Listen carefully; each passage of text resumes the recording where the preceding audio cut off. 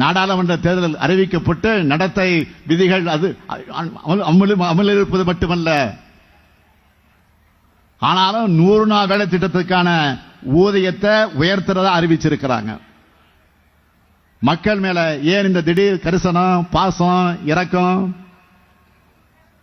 பிரதமர் மோடி அவ்வளவு இரக்கமும் பாசம் இருக்கக்கூடியவரா? கிராமத்தில் வாழ்கிற ஏழை மக்களுக்கு வேலை வாய்ப்பு வழங்கணும்னு காங்கிரஸ் கொண்டு வந்த இந்த திட்டத்தை இவ்வளவு நாள் ஏன் முடக்கி வச்சிருந்தீங்க? காங்கிரஸ் கொண்டு வந்தது என்ன காரணமா? ஏழை மக்களுக்கு தானே பயன்படுது. ஒரு அடிப்படை மனிதாபிமானம் கூட இல்லையே உங்களிடத்துல. அப்படின்னா இந்த திட்டத்துக்கு முடக்கி வச்சதுக்கு என்ன காரணம்? காங்கிரஸ் மேல இருக்கக்கூடிய வன்மம் மட்டுமல்ல, ஏழை மக்களை வஞ்சிக்கிற எண்ணம் தான் உங்களுக்கு இருக்கு. அதான் காரணம். எப்படியெல்லாம் 100 நாள் வேலை திட்டத்தை சீரழிச்சாங்க. அந்த திட்டத்துக்கு நிதி ஒதுக்கிறதுல முக்கியத்துவமே தரலையே, அளிக்கலையே. ஒடுக்கப்பட்டு வந்த நிதியையும் ஓர வந்து நீட குறைச்சாங்க.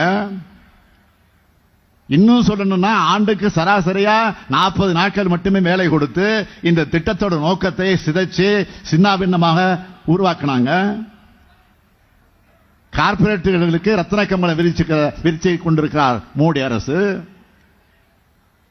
ரத்தம் சிந்தி உழைக்கிற ஏழைகளுக்கு உதவியா இருக்கிற திட்டத்தை சீரழிச்சு வேடிக்கை பார்த்த நம்ம தேர்தல் அறிக்கையில் சொன்னதை பார்த்து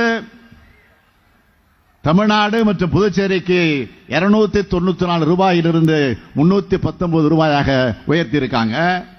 அடேங்கப்பா, மக்கள் மேல எவ்வளவு அக்கறை!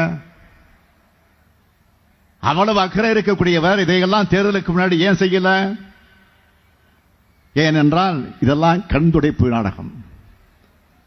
திரும்பவும் நாம் உறுதியோடு சொல்றோம், 100 நாள் வேலைவாய்ப்பு திட்டத்தில் வேலைவாய்ப்பு நாட்கள் 150 நாட்களாக உயர்த்தியும் ஊதியத்தை 400 ரூபாயாக உயர்த்துவோம். நேற்று ஒரு செய்தி பார்த்தேன். நம்ம மக்களுக்கு வெள்ள பாதிப்பு போது நிவாரணம் கொடுத்ததை பிச்சைன்னு சொன்னாங்கல்ல, ஒன்றிய நிதியமைச்சர் நிர்மலா சீதாராமன் அவங்க பேசியதாக ஒரு செய்தி பத்திரிகையில் படித்தேன். இவங்க பிச்சைன்னு சொன்னதும் நான் சொன்னேன், மாண்புமிகு நிர்மலா சீதாராமன் அவர்களே, ஒரு முறையாவது மக்களை வந்து சந்திச்சு பாருங்க. மக்கள் உங்களுக்கு சொல்ற பதில்ல பிச்சை என்ற சொல்ல இனி உங்களுக்கு ஞாபகத்துக்கு வராதுன்னு சொன்னேன். ஆனா அவர் வேட்பாளர் பட்டியலில் அவர் பேர் இல்லை. ஏன் போட்டியிடலைங்கிறதுக்கு அவர் சொன்ன காரணம் என்ன தெரியுமா? அதான் சூப்பர். தேர்தலில் போட்டியிட அவர்கிட்ட பணம் இல்லைன்னு சொல்லியிருக்கிறார். சொல்றது யாரு? சாதாரண மக்களோட பேங்க் பேலன்ஸ் கம்மியா இருந்தா அவரை தான் விதிக்கிறவங்க சொல்றாங்க. இவர்கிட்ட பணம் இல்லைன்னா 12,000 கோடி தேர்தல் பத்திரம் வாங்கி பாஜக வேட்பாளர்கள் நிக்கிறாங்களே, அந்த பணம் என்ன ஆச்சு? உங்களுக்கு தர முடியாதுன்னு சொல்லிட்டாங்களா? யாரை குற்றம் சாட்டுகிறார் அவர்?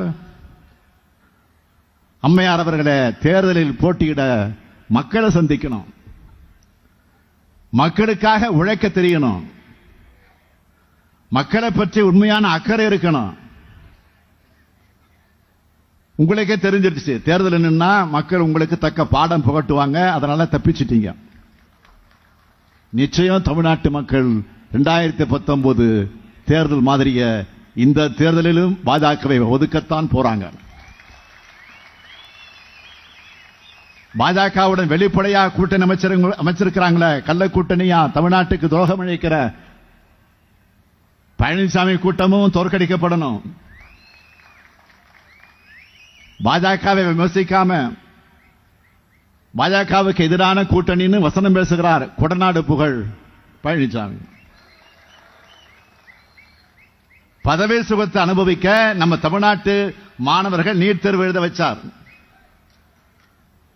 3 வேளாண் சட்டங்களை ஆதரிச்சார். அது மட்டுமல்ல, எந்த விவசாயி பாதிக்கப்படுகிறார், நான் விவாதம் நடத்த தயாராக இருக்கிறேன்னு உழவர்களோட துயரத்தை பார்த்து ஏகடையும் பண்ணி பச்சை துண்டு போட்ட பச்சை துரோகம் செய்தவர் தான் பழனிசாமி. குடியுரிமை திருத்த சட்டத்தை ஆதரிச்சார். அதுல எந்த முஸ்லீமும் பாதிக்கப்படல அப்படிங்கிறாரு. அட்டர்னி ஜெனரல் மாதிரி லா பாயிண்ட் எல்லாம் பேசுறாரு பழனிசாமி.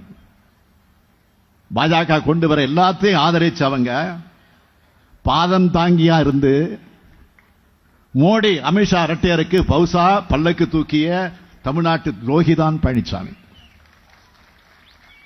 இப்ப புதுசா தமிழ்நாட்டை மீட்க போறாராம். இதை கேட்டு தமிழ்நாட்டு மக்கள் சிரிக்கிறாங்க. பாஜக சிறுபான்மை மக்களை காக்க போறாராம். இதை கேட்டு சிறுபான்மை மக்கள் சிரிக்கிறாங்க. தமிழ்நாட்டை பாழ்படுத்தின அதிமுக, தமிழ்நாட்டை வஞ்சித்த பாஜக, அதோட சந்தர்ப்பவாத கூட்டணி அமைத்துள்ள பாமகன்னு இந்த மக்கள் விரோத கூட்டத்தை தோற்கடிச்சாகணும். அதற்கு இந்திய கூட்டணி வேட்பாளர்கள் இதோ தருமபுரி நாடாளுமன்ற தொகுதியினுடைய வேட்பாளர் மணி அவர்களுக்கு உதயசூரியன் சின்னத்திலும், கிருஷ்ணகிரி நாடாளுமன்ற தொகுதியுடைய காங்கிரஸ் கட்சியுடைய வெற்றி வேட்பாளர் கோபிநாத் அவர்களுக்கு கை சின்னத்திலும் உங்களது பொன்னான வாக்குகள் அளித்து வெற்றி பெற வையுங்கள்.